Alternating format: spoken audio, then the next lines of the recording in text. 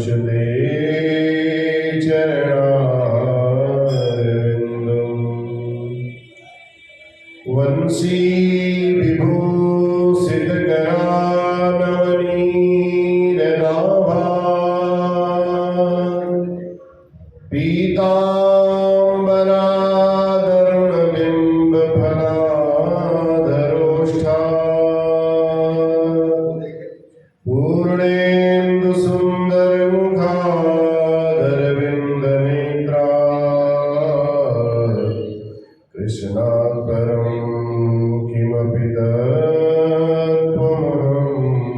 न जाने। नारायणं नमस्कृत्य नरं चैव नरोत्तमं देवीं सरस्वतीं व्यासं ततो जयमुदीरये।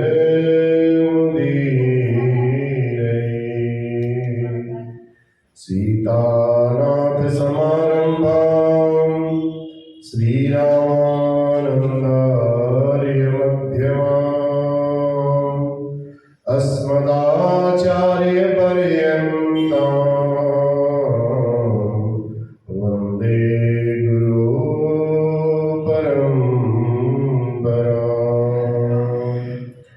जय जय श्री राधारमण,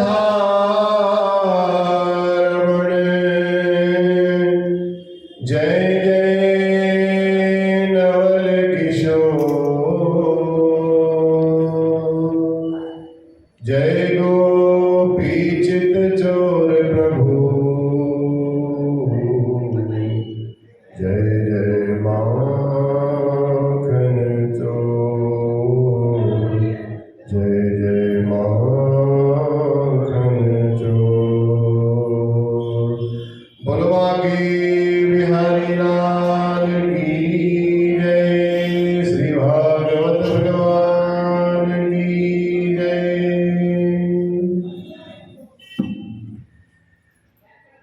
तेरा पल पल बीता जाए मुख से जप ले नमः शिवाय। तेरा पल पल बीता जाए मुख से जप ले नमः शिवाय। ओम नमः शिवाय, ओम नमः शिवाय, ओम नमः शिवाय, ओम नमः शिवाय। तेरा पल पल बीता जाए मुख से जप ले नमः शिवाय। तेरा पल पल बीता जाए मुख से जप ले नमः शिवाय। ओम नमः शिवाय, ओम नमः शिवाय, ओम नमः शिवाय, ओम नमः शिवाय। शिव शिव तुम हृदय से बोलो, शिव शिव तुम हृदय से बोलो। मन मंदिर का पर्दा खोलो, मन मंदिर का पर्दा खोलो। अवसर खाली न जाए मुख से जप ले नमः शिवाय।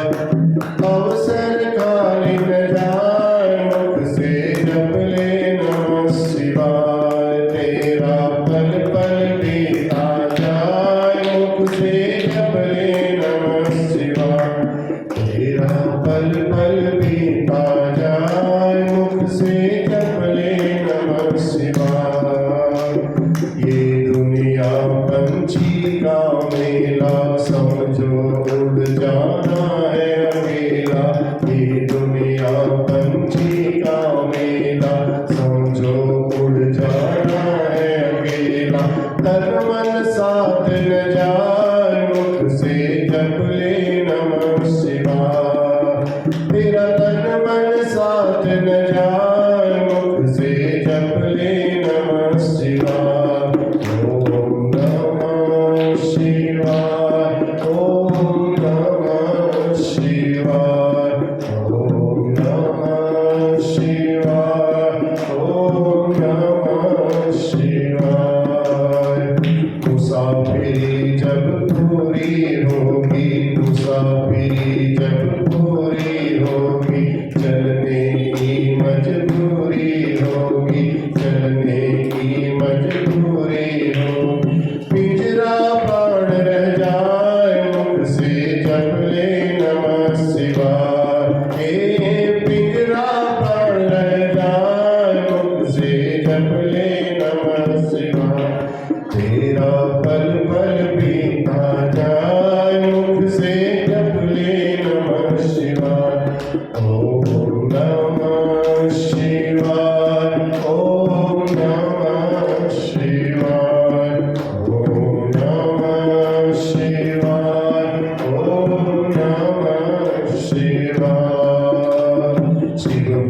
पूजन में मस्त बने जा, शिव पूजन में मस्त बने। भक्ति सुधा रस पान किए जा, भक्ति सुधा रस पान किए। दर्शन विश्वनाथ के पाए, मुख से जप ले नमः शिवाय। दर्शन विश्वनाथ के पाए, मुख से जप ले नमः शिवाय। तेरा पल पल बीता जाए, मुख से जप ले नमः शिवाय। तेरा पल पल बीता जाए, मुख से जप ले नमः शिवाय। ओम नमः शिवाय, ओम नमः शिवाय, ओम नमः शिवाय, ओम नमः शिवाय, ओम नमः शिवाय, ओम नमः शिवाय। गुरु शंकर भगवान की सच्चिदानंद रूपाय विश्वोत्पत्त्यादिहेतवे तापत्रय विनाशाय श्रीकृष्णाय वयं नमः।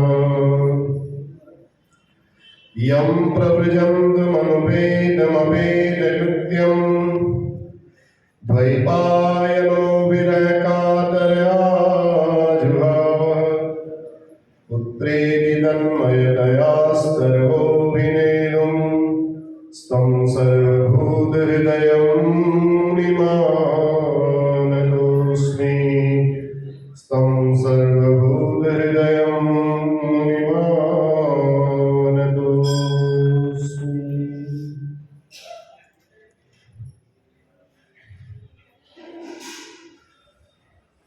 कल श्रीमद् भागवत की चर्चा में सनत कुमार जी ने, सनकादिकों ने, सनक, सनंदन, सनातन और सनत कुमार चारों भैयाओं ने राजा पृथु को बड़ा दिव्य उपदेश दिया।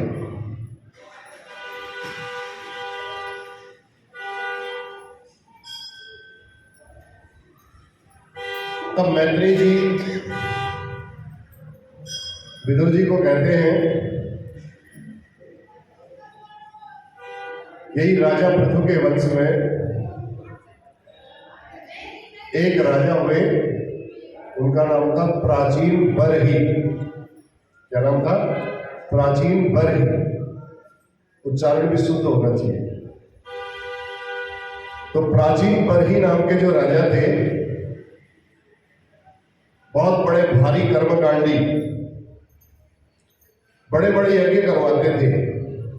लेकिन एक इनके अंदर थोड़ा सा ऐसी भावना थी, जब यज्ञ करवाते थे तो पशुओं की बलि खूब चढ़वाते थे।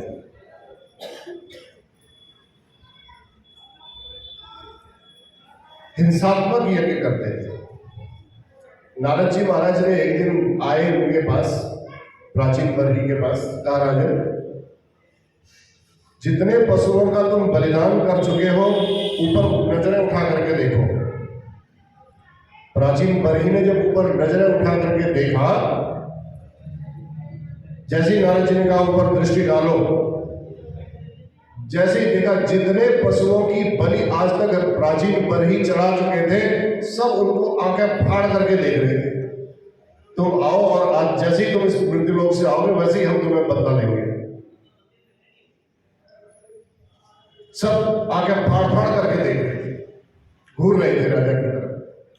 राजा बोले, महाराज ये तो मेरी तरफ ऐसे घूर रहे हैं, पता नहीं मैंने इनसे क्या गलती कर दी ऐसी। नारद जी बोले, ये इसीलिए देख रहे हैं राजा कि तुम कब मरो और तुमसे कब बदला लिया जाए, ये इनकी भावना है, इसलिए घूर के देख रहे हो।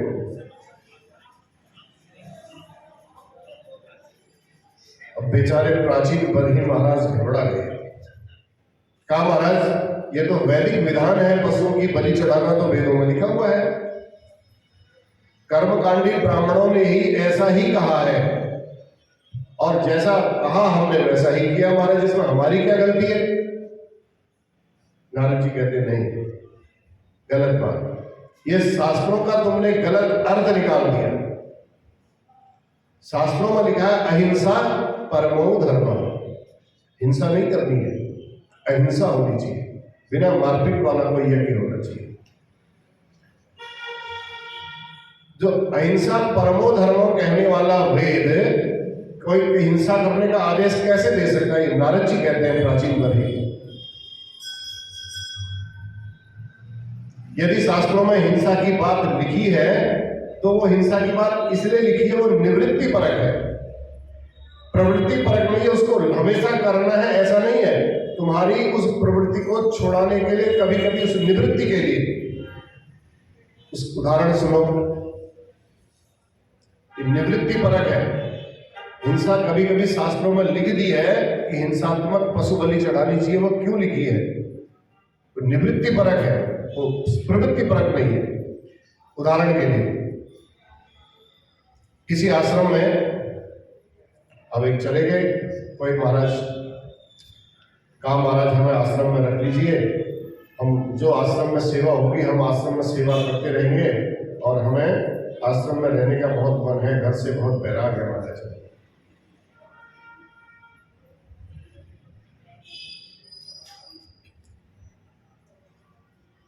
उनने पूछा भैया तुम आश्रम में क्यों आना चाहते हो? संत महात्मा ने पूछा। कहा महाराज मेरी ना बीड़ी पीने की आदत पड़ गई है, सिगरेट पीने की आदत पड़ गई है, मेरे घर वाले मुझे बहुत डांटते हैं, ये आदत गंदी है, ऐसे मत करो। तो कहा तुम बीड़ी सिगरेट पीने के लिए आश्रम में आना चाहते हो? कहा नहीं महाराज मैं अपनी आदत सुधारने के लिए आश्रम में आना चाहता हूं।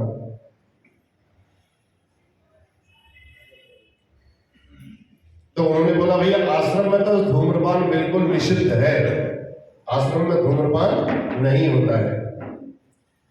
अब शिष्य ने पांव पकड़ लिया गुरु जी के, संत के। कहा महाराज मालूम है लेकिन क्या करूं, बचपन से आदत है, आदत बिगड़ गई है महाराज, अब रहा नहीं जाता है, बिना बीड़ी पिए रहा नहीं जाता है। सिगरेट पीता हूं उसके बाद मेरे को पेट साफ होता है, मेरी ऐसी आदत बन गई है, जब सवेरे जब तक बीड़ी सिगरेट ना पीऊं तब तक मेरा पेट साफ ही नहीं होता है महाराज, नींद नहीं आती मेरे को। कई बातें बता दी, गुरु जी के चरण पकड़ लिए। अब गुरुदेव ने सोचा ये आ गया है शरणागत, देखो संत हृदय नवनीत समान, संत बड़े कोमल हृदय के होते हैं। उन्होंने सोचा अब इसकी आदत को छुड़ाना तो पड़ेगा, कैसे छुड़ाया जाए? तो संत ने कहा ठीक है बच्चा तुम आश्रम में रहो, लेकिन आश्रम के नियमों का तुमको पालन करना पड़ेगा। शिष्य बोला महाराज थोड़ा छूट दे दीजिए मेरे को, मैं ऐसा व्यसनी हो गया हूं, मैं उसके बिना रहा नहीं जाता महाराज। गुरु जी को दया आई, गुरु जी ने कहा अच्छा ऐसा है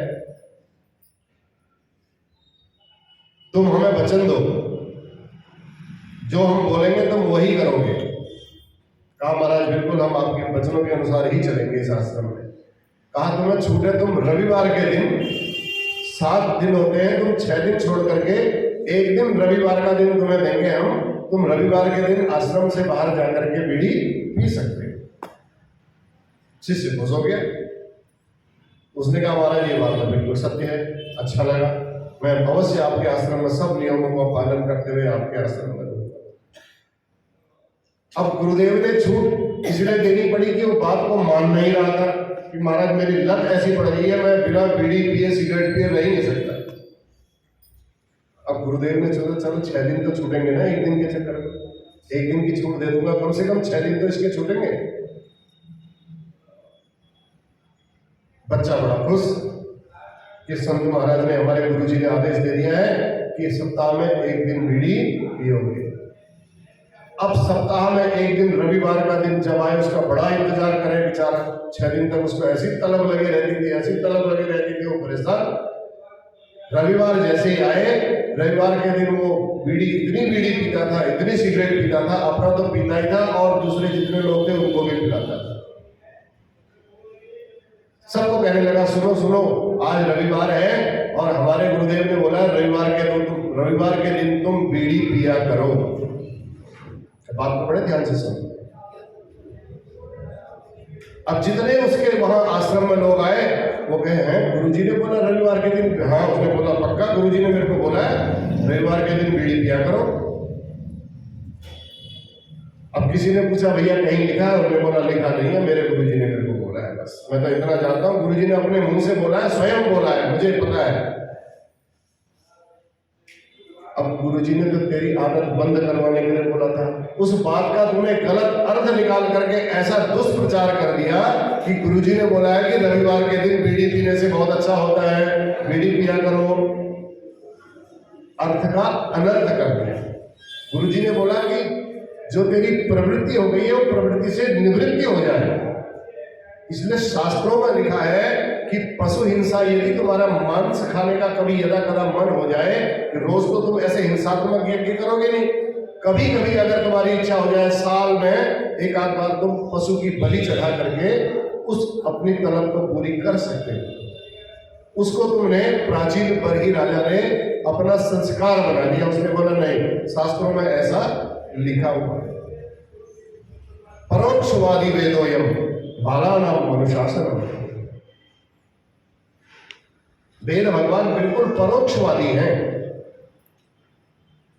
जब उन्होंने देखा कि हिंसा के बिना नहीं रह सकते हैं, इसे कैसे रोका जाए, इस हिंसा को कैसे रोका जाए, इसलिए शास्त्रों ने, वेदों ने आज्ञा दे दी भैया साल भर में एक बार ऐसा यज्ञ करोगे उसमें पशु की बलि चढ़ा सकते हो। निवृत्ति परक किया है, उसको हमने प्रवृत्ति परक बना दिया।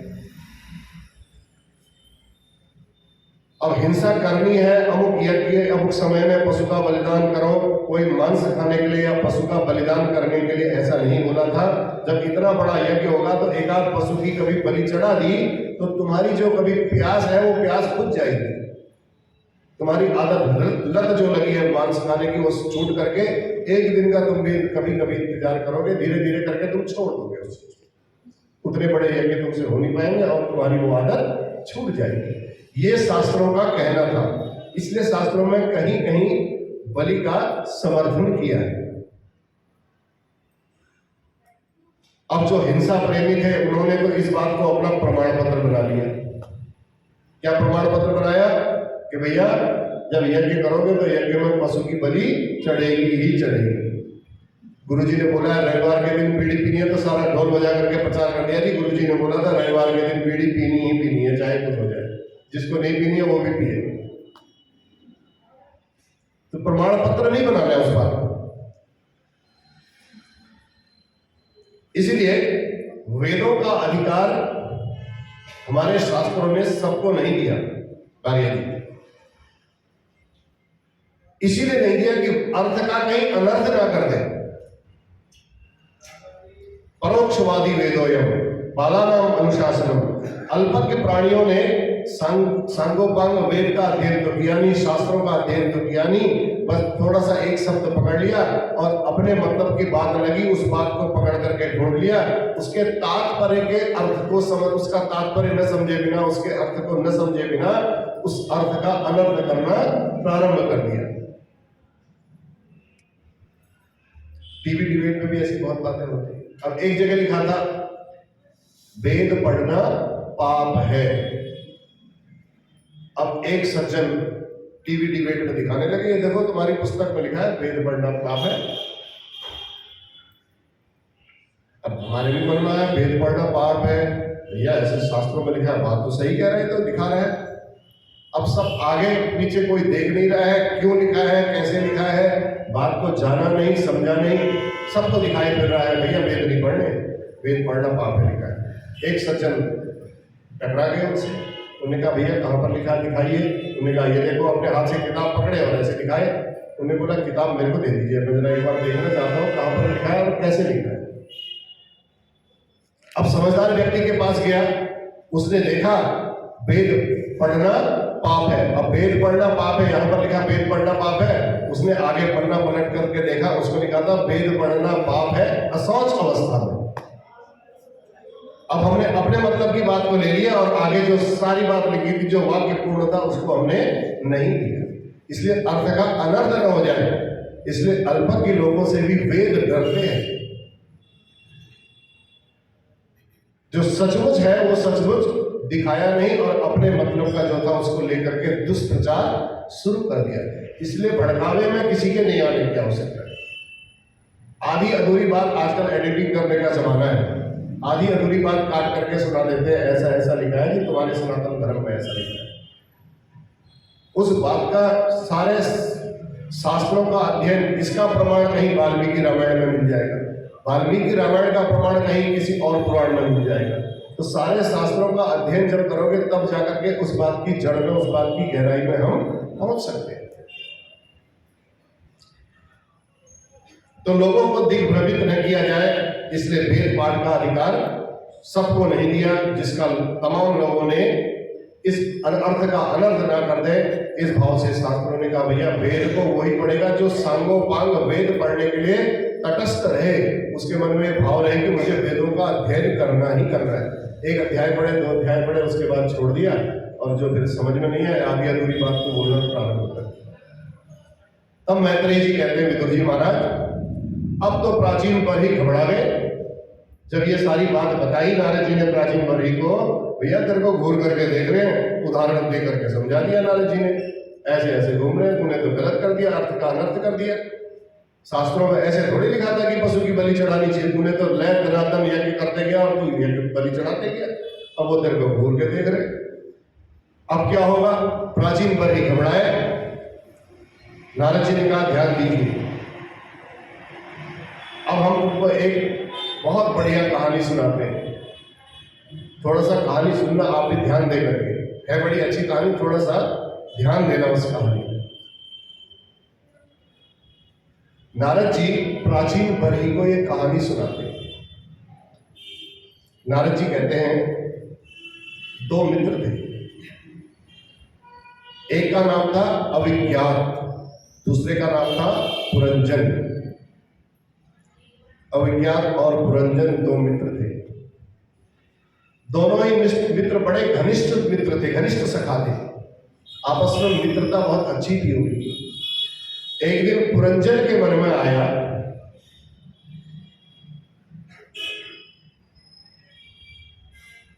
चलो, अपने मित्र को बोला उसने, अविज्ञात से कहा चलो मित्र हम घूम करके आते हैं, यहाँ रहते रहते ऊब गए हैं, चलो कहीं घूम के आते।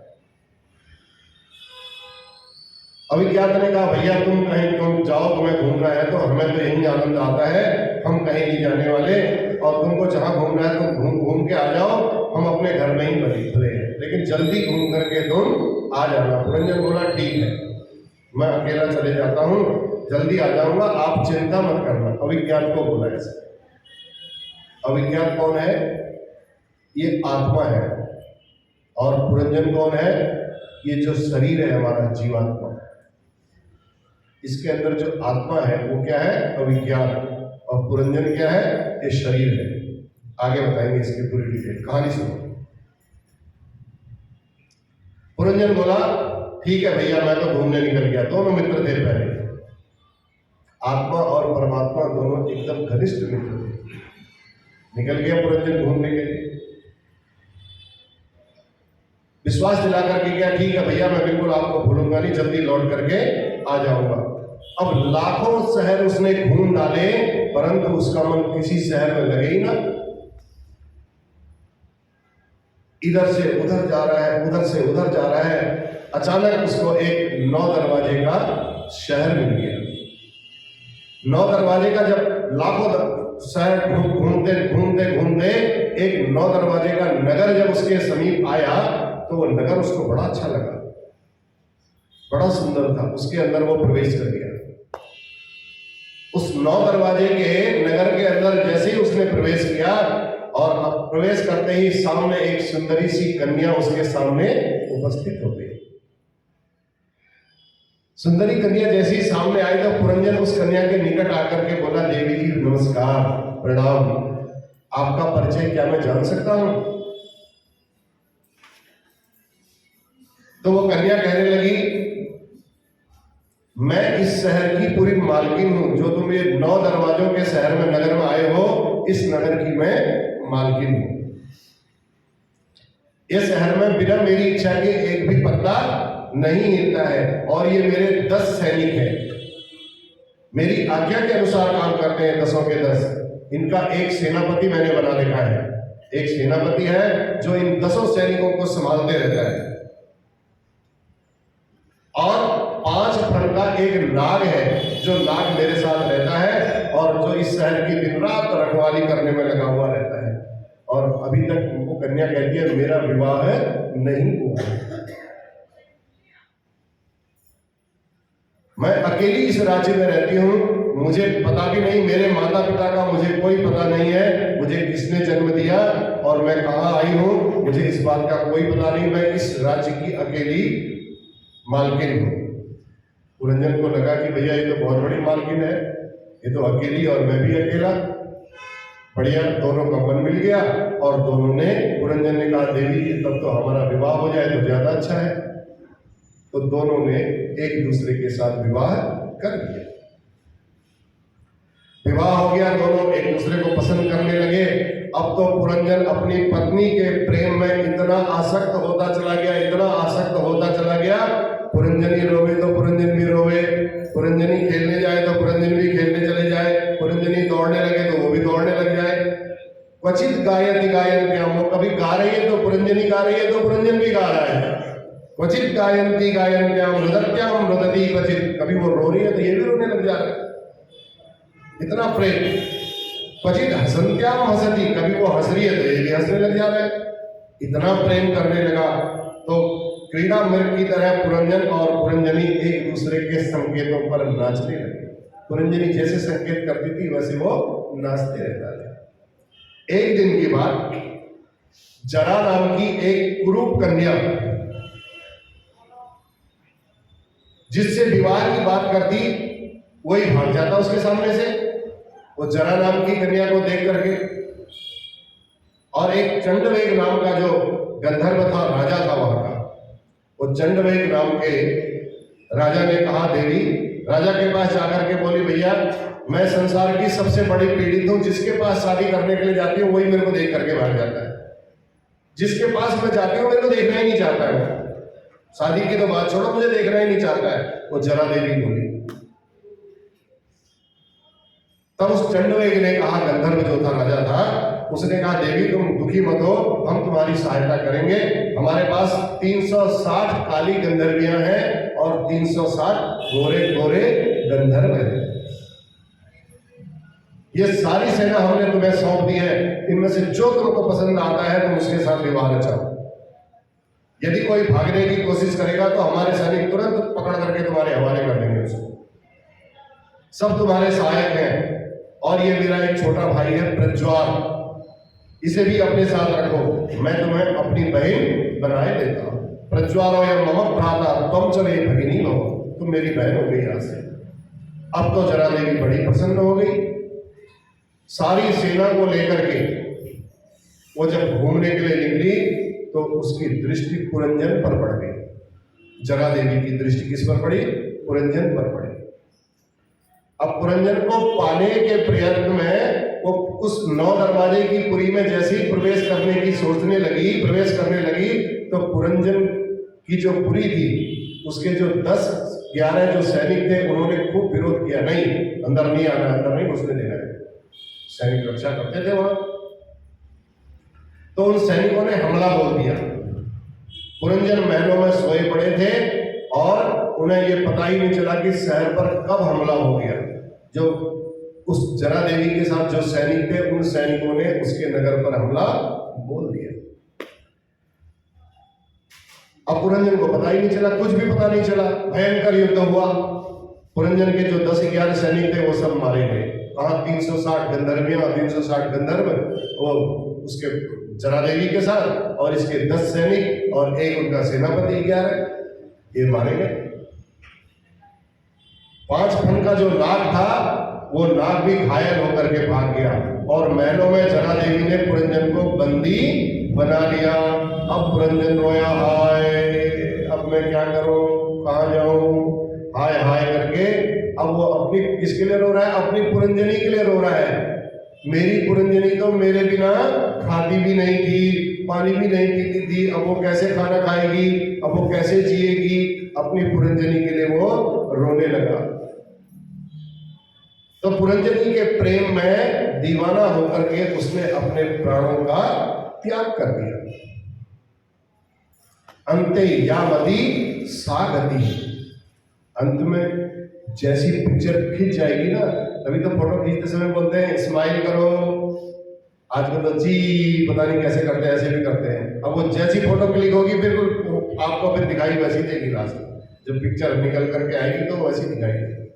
तो अंते यावती सागति, अंत में आपकी जैसी मति होगी वैसी ही आपको गति भी प्राप्त होगी। मरते समय जिसका चिंतन करोगे वही बनेगी, वही बनोगे। जहां तक चिंतन जाएगा अगले जन्म का कारण वही बनेगा, वही शरीर मिलेगा जिस शरीर का आप चिंतन करोगे। अब पुरंजन ने स्त्री का चिंतन किया, अपनी पुरंजनी का चिंतन किया ना, अब वो मर गया तो मर करके अगले जन्म में वो पुरंजन स्त्री बन करके पैदा हो गया। बड़े होने पर थोड़ा बड़ा हुआ तो पुरंजन नाम की स्त्री जब बड़ी हुई, जो दूसरे जन्म में स्त्री बनी, जब वो एक मलयध्वज नाम का राजा था, उस राजा से इसकी शादी हो गई है। संतानें भी इसकी पैदा हो गई, बच्चे भी हो गए। एक दिन आया इसके पति जो मलयध्वज थे वो इस संसार से चल बसे। तो जो आज का पुरंजन था वह कल का मलयध्वज की आज पतिव्रता पत्नी बन करके सती होने के लिए उसकी चिता पर बैठी हुई थी, तैयारी कर रही थी उसकी चिता पर सती होने के लिए।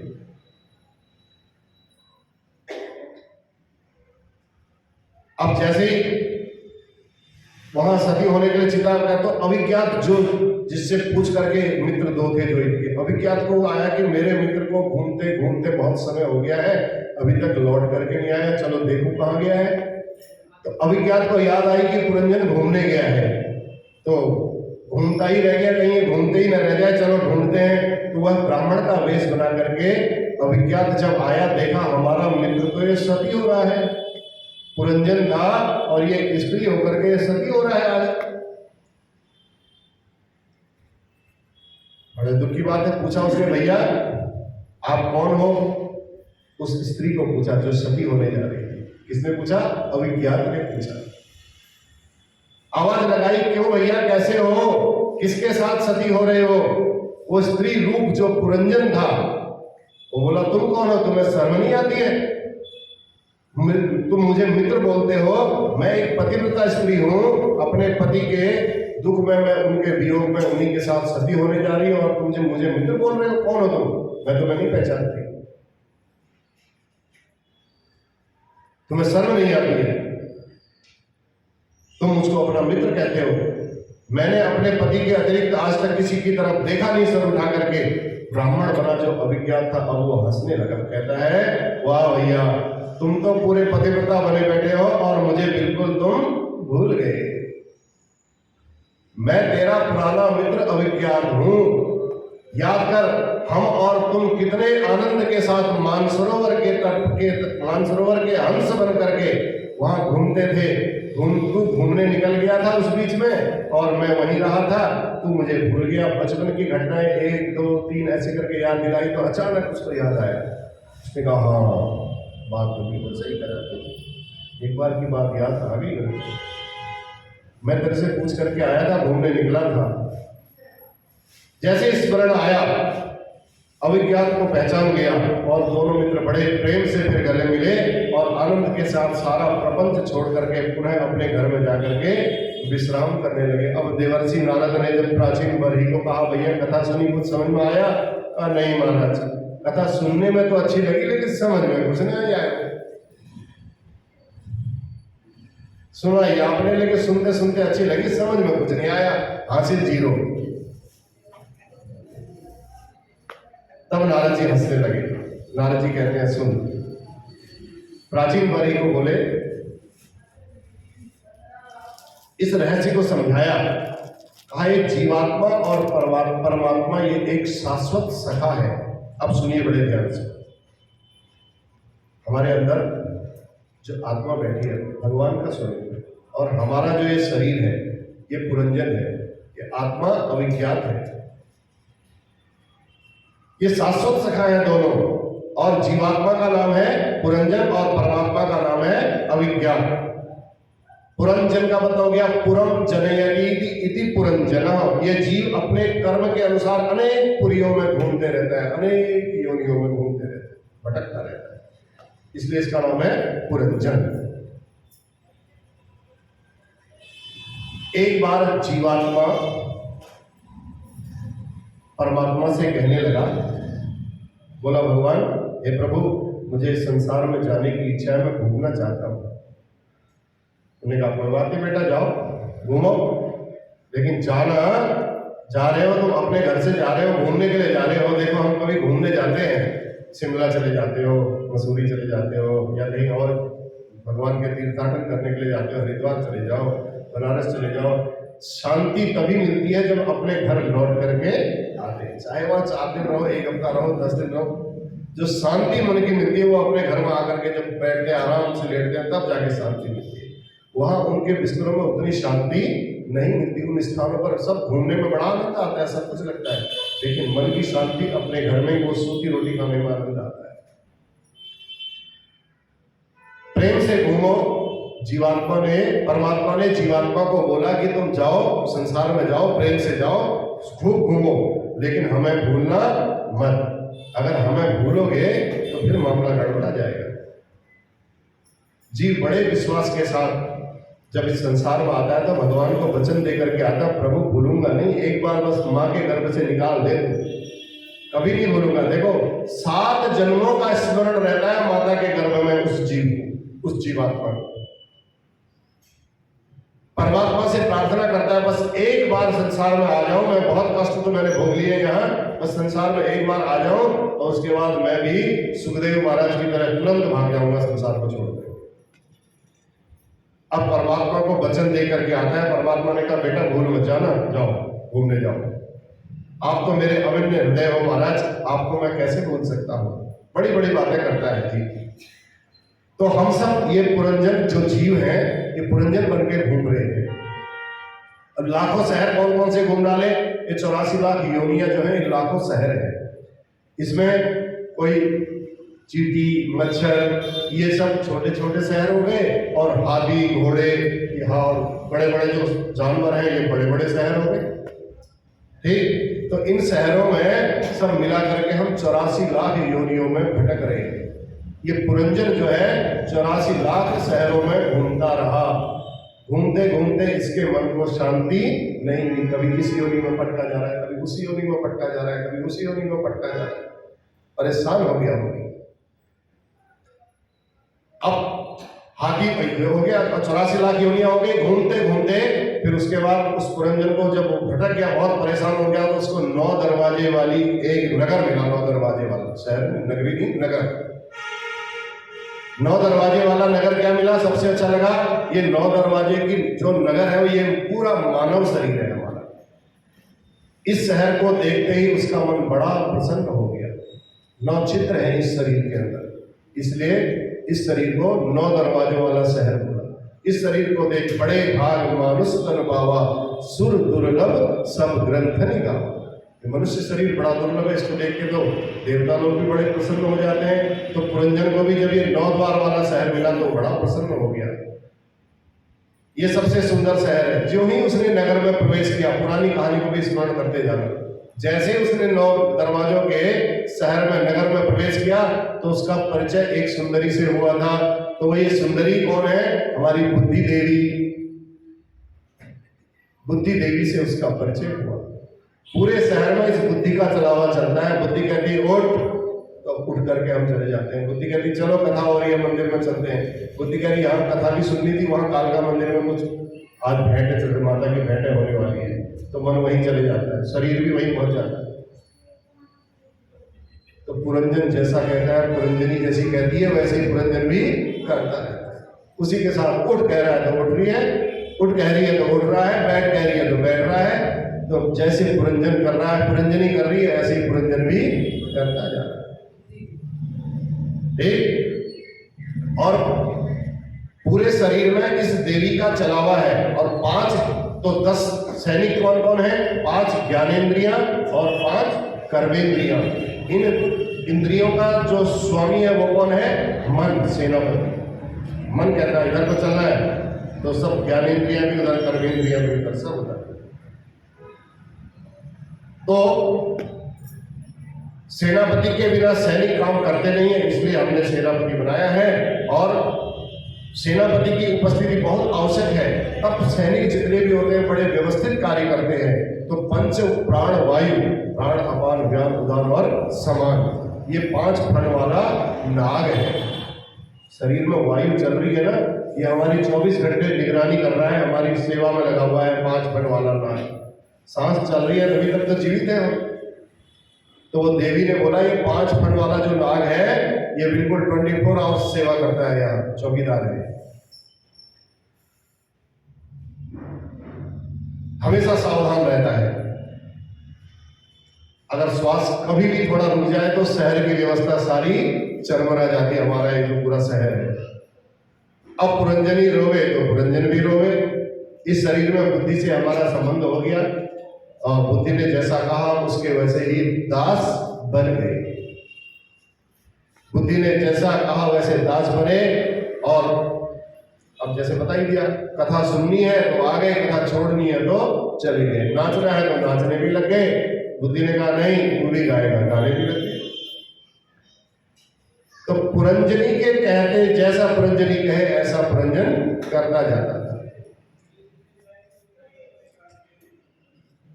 क्वचित गायंती गायंत्या मृदति रुदत्याम, जैसा पुरंजनी करती है ऐसा पुरंजन भी करता है। जैसा जैसा बुद्धि चाहती है वैसा वैसा पुरंजन करता है, ये मानव शरीर भी करता है। अब ये तो रही आंतरिक व्यवस्था अंदर की। अब सुनो, ये जरा देवी कौन है जो कहती है महाराज मैं जिसके पास जाती हूँ वो मुझे देखना नहीं चाहता है? जरा देवी है वृद्धावस्था। जरा देवी कौन है? वृद्धावस्था। ये जरा देवी जिस इससे कोई विवाह नहीं करना चाहता, कोई इसको देखना भी नहीं चाहता है, कोई इससे बात करना भी नहीं चाहता है। और इस जरा देवी ने चंडवेग नाम के जो राक्षस को पकड़ा, तो चंडवेग वृद्धावस्था में जो चंडवेग को अपना साथी बनाया, ये चंडवेग कौन है? संवत्सर, साल। संवत्सरः चंडवेगः, चंडवेग हो गया साल, ये पूरा 1 साल हो गया ना, पूरा 1 साल का राजा जो हो गया, पूरा साल वर्ष जिसको बोलते हैं, वर्ष को उसने राजा मान करके अपना साथी बना दिया, उसको राजा बनाया, वर्ष का राजा, पूरे वर्ष का। ये काल चक्र जो हमारा चल रहा है यही संवत्सर है, यही चंडवेग है। तो इसने कहा भाई मेरे जो सैनिक हैं वो 360 काले हैं, काली गंधर्वियां हैं, और 360 गोरे गंधर्व हैं। 360 रात्रियां गंधर्वियां हैं और 360 दिन गंधर्व है। ये काली रात्रि और दिन के गंधर्व, ये सब सैनिकों के सहयोग से वृद्धावस्था रूपी जरा देवी ने हमारे मानव शरीर पर ऐसा आक्रमण किया, जोर से बोला, पता नहीं कब आक्रमण किया, हम सोते ही रह गए तो पता ही नहीं चला वृद्धावस्था कब आ गई। अब किसी को पूछा जाए भैया जन्म कब हुआ था? हाँ फलानी फलानी तारीख को इतने सन में हमारा जन्म हुआ था। 12 भी बता देंगे बिना पूछे, हाँ वो 12 था उसने। शादी कब हुई थी? हाँ जी शादी इतनी तारीख को हुई थी। बच्चे कब हुए थे? हाँ जी बेटा इतने को हुआ था, बेटी इतनी तारीख को हुई थी। अब धीरे धीरे पूछा भैया तुम्हारे पास जरा देवी ने आक्रमण कब किया, तुम वृद्ध कब हुए? अब कोई बता सकता है? कोई साहब वृद्ध कब हुए? कोई डेट नहीं किसी के पास। कोई 50 साल का हो, कोई 70 साल का हो, कोई 100 साल का हो, वो ये नहीं बता सकता कि वृद्धावस्था मेरे पास कब आई। तो जरा देवी ने ऐसा आक्रमण किया, पुरंजन सोता रह गया, ये शरीर सोता ही रह गया, पता ही नहीं चला जरा देवी ने कब आक्रमण कर दिया। इस शरीर सोते रह गए। जरा देवी ने पकड़ करके इस जीव को जब आक्रमण बोल दिया इसके ऊपर, अब धीरे धीरे वृद्धावस्था आएगी, तो वृद्धावस्था के बाद फिर अंतिम अवस्था तो मृत्यु की ही है, फिर तो कोई और अवस्था नहीं है। और जरा देवी ने पकड़ा उसको, तुरंत काल के हवाले कर दिया। पुनरपि जननम पुनरपि मरणम पुनरपि जननी जठरे शयनम। एक शहर से अब दूसरे शहर में फिर घूमने लगे, दूसरा जन्म मिल गया हमको, बंदर का मिल गया। फिर वहां अपनी समय को व्यतीत करके तीसरा जन्म हाथी का मिल गया। ऐसी कभी बड़े शहरों में गए, कभी छोटे शहरों में गए, घूमते गए। ये सब जीवात्माओं का भ्रमण चल रहा है। अब ये भटकना कब बंद होगा, विश्राम कब मिलेगा? विश्राम तो अब जैसा उसने बताया ना, अपने घर में ही विश्राम मिलता है। हम घर छोड़ करके आए थे ना, वचन दे करके आए थे भगवान को, लौट के आ रहे हैं, घूम के आ रहे थे। अब घूमते घूमते हम इसी शहर को, इसी संसार को अपना घर मान बैठे, तो फिर मन को शांति कहाँ मिलने वाली है? बताओ, सुख कहाँ मिलेगा? यही अध्यात्म से जोड़ करके इस कथा को इस तरीके से सुनाया है। अब उसी प्रकार हम सब परदेसी हैं, अपना घर छोड़ करके हम इस संसार में घूमने के लिए आए हैं। जब तक हम अपने घर वापस नहीं पहुंचेंगे, हम ऐसे ही भटकते रहेंगे। ऐसे ही कभी इस शहर में भटकेंगे, कभी छोटे शहर में, कभी बड़े शहर में भटकते रहेंगे। रुक्मिणी जी एक बार भगवान श्री कृष्ण को भोजन परोस रही थी। अब भोजन परोसते परोसते भगवान कृष्ण को अचानक हंसी आ गई, बड़ी तेज हंसी आई।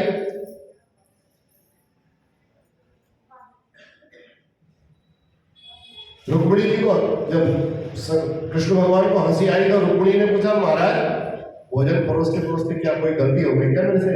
आप ऐसे क्यों हंस रहे हो? बड़े जोर से ठहाका मार के हंस रहे हो। तब भगवान ने कहा, उस चीटे को देखो रुक्मिणी, वो गुड़ की तरफ भाग रहा है, बड़े जोर से ऐसे ऐसे ऐसे चल करके गुड़ की तरफ भाग रहा है। चीटी बड़ा चीटा हो गया। तो महाराज रुक्मिणी ने कहा, इसको हंसने की कौन सी बात है? भगवान बोले, ये जो चीटा है ना, ये 14 बार इंद्र रह चुका है। आज इसके कर्मों की गति देखो, काल की गति देखो। आज ये चीटा बन करके, और जो इंद्र इतने परम भोगों को भोगने वाला परम ऐश्वर्यशाली, इंद्र से बड़ा सुख किसको मिल सकता है? आज वो भी कर्मों की गति के कारण चीटा बन करके उस गुड़ के लिए तरस रहा है। 14 बार ये इंद्र रह चुका है, और इतना बड़ा साम्राज्य इसके पास था, ये आज गुड़ की ढेली की ओर भाग रहा है। इसलिए मुझे हंसी आ गई कि कैसा कैसा जीव का प्रारब्ध है। प्रारब्ध की बातें होती है सब, कभी ऊपर ले जाता है प्रारब्ध, कभी नीचे ले जाता है। चक्रार पंक्ति गच्छति भाग्य पंक्ति, जैसे दिल्लियां होती है ना साइकिल या चक्र के पहिए में, मोटी मोटी समझ में आ जाएगा आपको। तो चक्र का पहिया जब चलता है तो तिल्ली कभी एकदम नीचे होती है, उसका डंडा कभी धीरे धीरे घूमता है, एकदम तिरछा होने लगता है, कभी एकदम ऊपर आ जाता है। तो ऐसे ही ये हमारा प्रारब्ध है, ये कभी ऊपर जाता है, कभी नीचे जाता है, कभी तिरछा हो जाता है। तो जो 14 बार इंद्र रह चुका हो, आज वो प्रारब्धानुसार चीटी बन करके, चीटा बन करके घूम रहा है। तो आखिर ये चक्र समाप्त कब होगा? हम अपने घर कब पहुंचेंगे?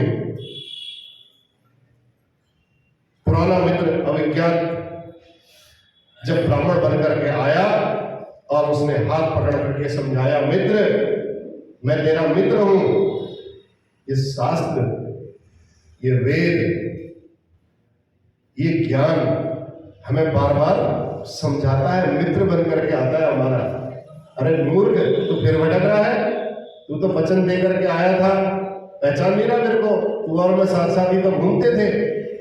फिर हम थोड़ी देर के लिए स्मरण आता है, लेकिन सांसारिक मायाओं में फिर ऐसे उलझ जाते हैं। वो भगवान का जो अपने घर में छोड़ करके आए थे, उस घर को फिर भूल जाते हैं, फिर यहीं भटकने लग जाते हैं, कभी बड़े शहरों में, कभी छोटे शहरों में। तो इसलिए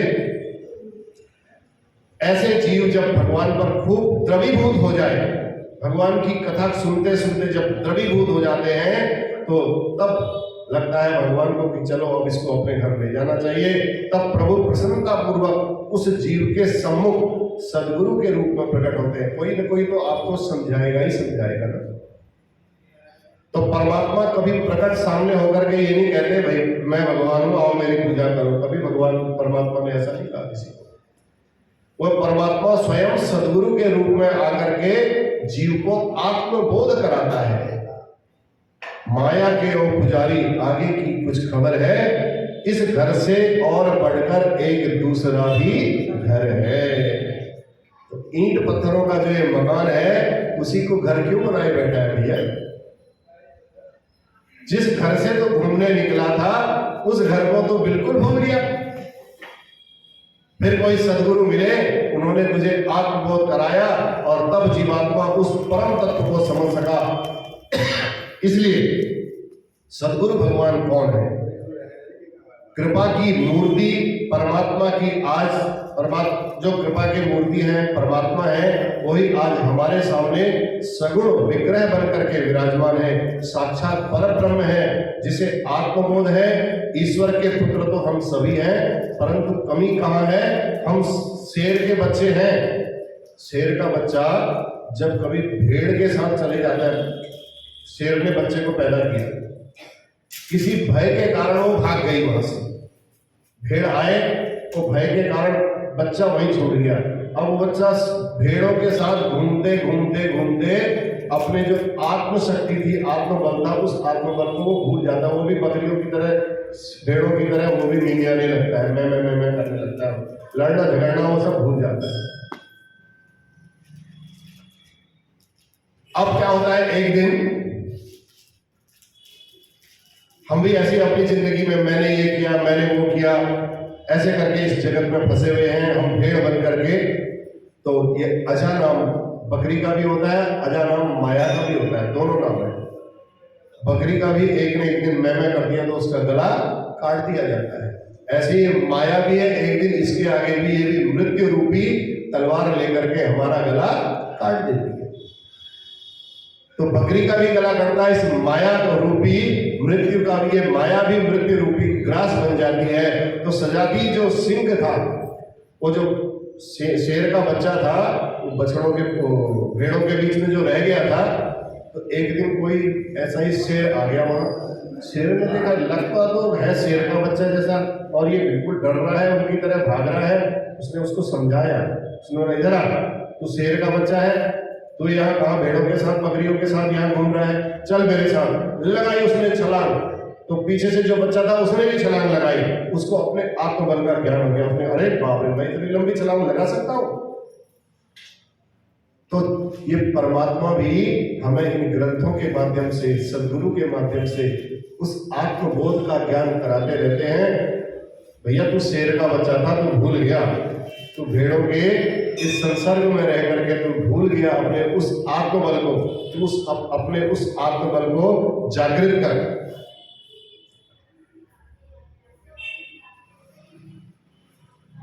तो बल तो कोई बाहर से तो नहीं आया उस शेर के पास, शेर के बच्चे के पास कोई बल बाहर से आया उसके पास? नहीं, उसके पास अंदर वो आत्मबल था।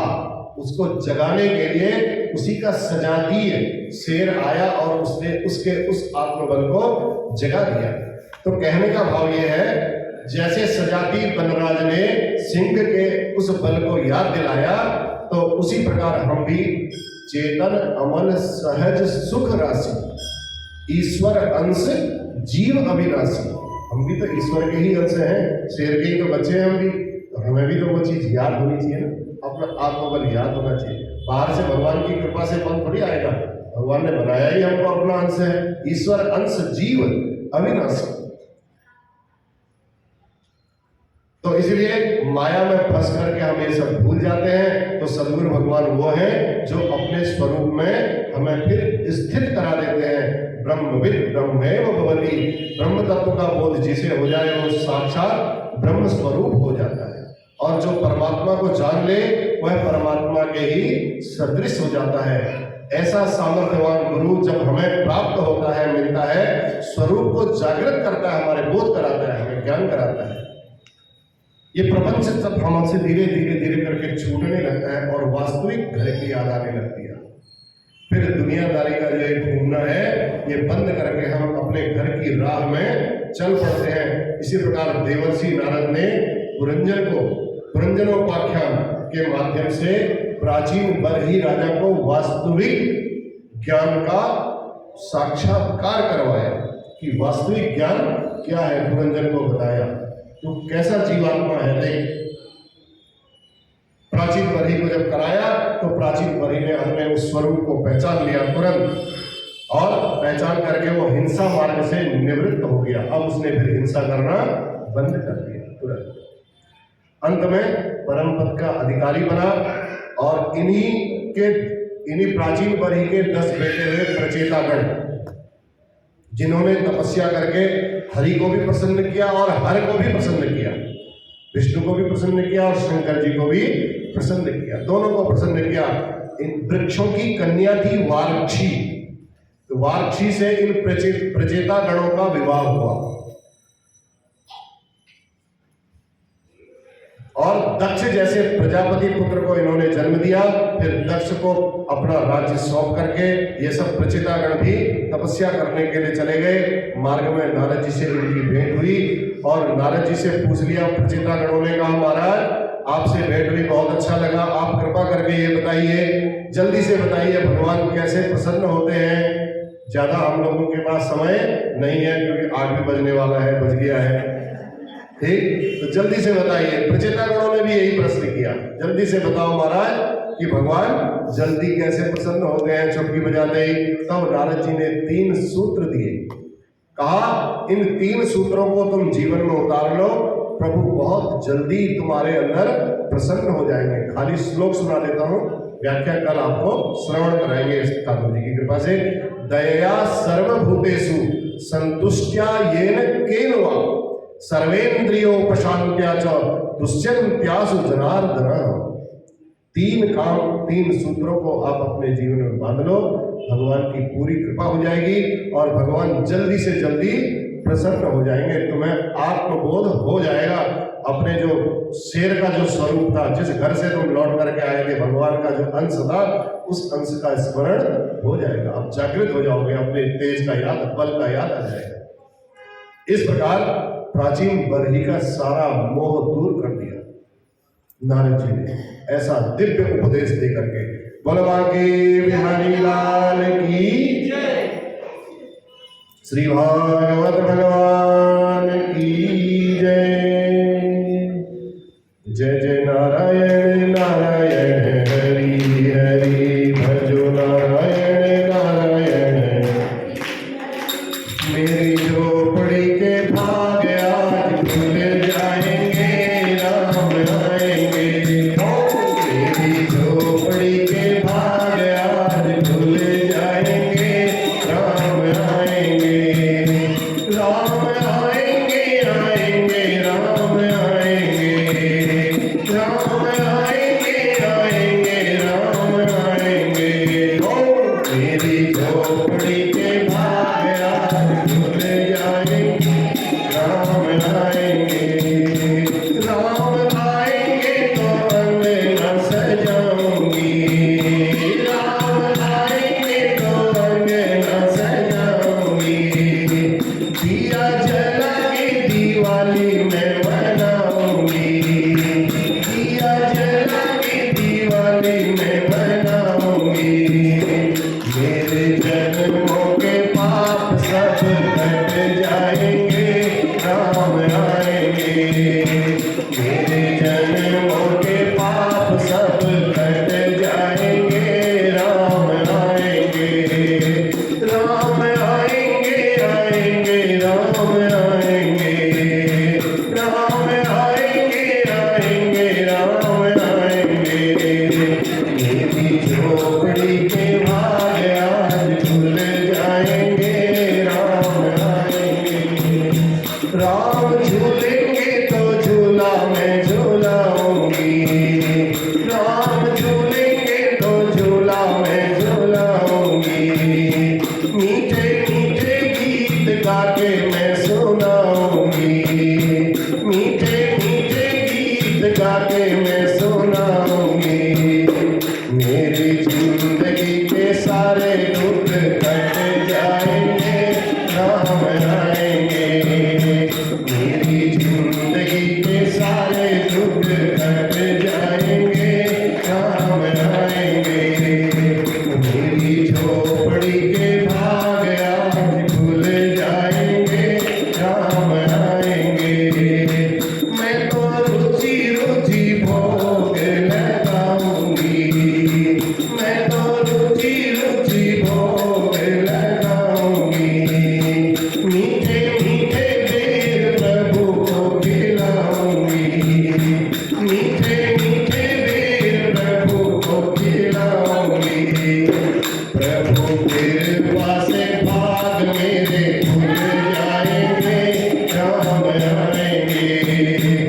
प्रभु तेरे पासे